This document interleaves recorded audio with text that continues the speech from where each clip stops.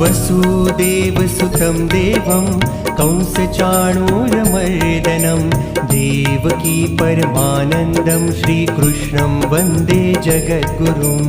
वसुदेवसुतं देवं कंसचाणूरमर्दनं देवकी परमानन्दं श्रीकृष्णं वन्दे जगद्गुरुम्। वसुदेवसुतं देवं कंसचाणूरमर्दनं देवकी परमानन्दं श्रीकृष्णं वन्दे जगद्गुरुम्।